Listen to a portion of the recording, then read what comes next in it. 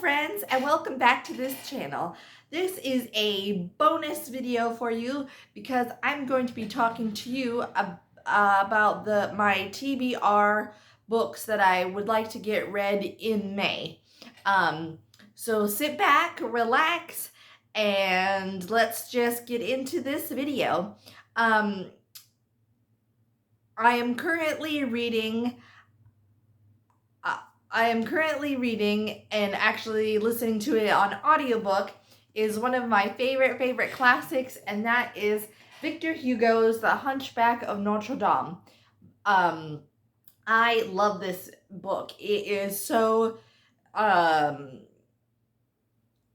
vividly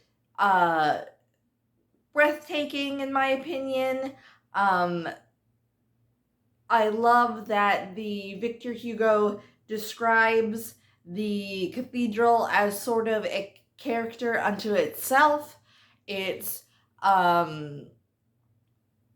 packed with beautiful descriptive visuals of the cathedral and of the characters. This is one of my favorite classics, and this time because it's a reread to me, I've decided to audiobook it, and I am just loving it. It's a LibriVox recording, which is in the public domain. So if you think that you would like to read it but don't actually want to read it because there are a lot of French words in here and I have no idea how to pronounce them, so it is a great thing to hear the French words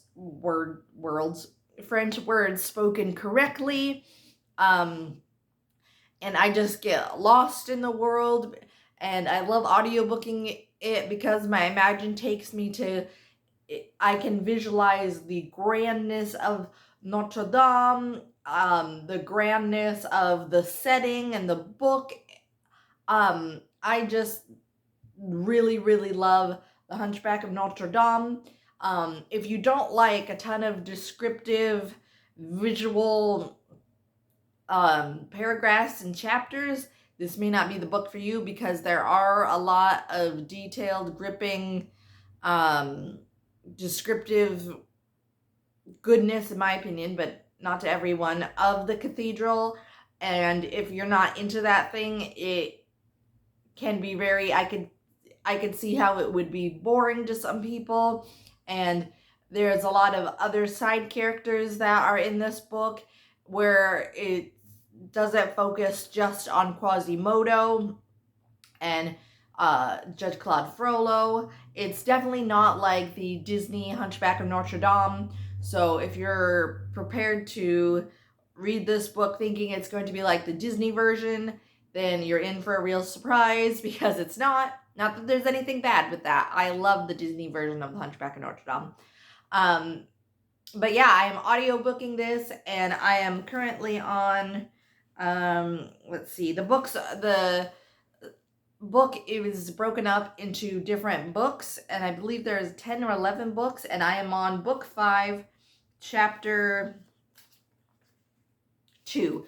But by the time I post this up, I probably will be nearing the end, or maybe even further along. But if you are looking for something different to read, I would definitely give Victor Hugo's The Hunchback of Notre Dame a try.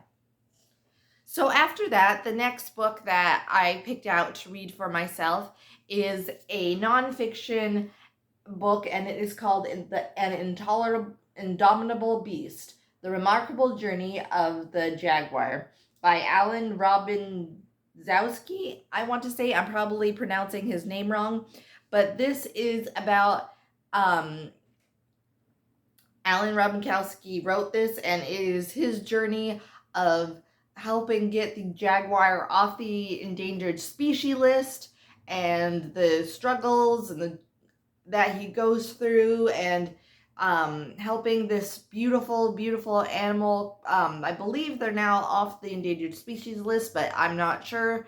But I absolutely love this book. It is so fascinating and captivating. It is a joy to read.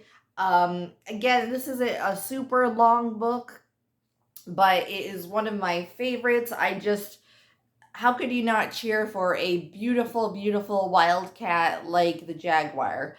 Um, Alan Robinkowski, and I'm probably pronouncing his name wrong again, I apologize, is a hero of mine because his story to get to where he was today um, is relatable, and he doesn't put on airs, and is just a fantastic book. So if you're looking for a nonfiction book about wild animals, I would definitely give An Intolerable Beast, the Remarkable Journey of the Jaguar a try.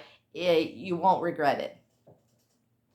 Following that is another classic, and that is Alexander Dumas' The Three Musketeers. And everybody knows what this book is about. It's about if anybody doesn't know, it is about a young man who lives in France, and he wants to become a musketeer, and it's his journey to become one.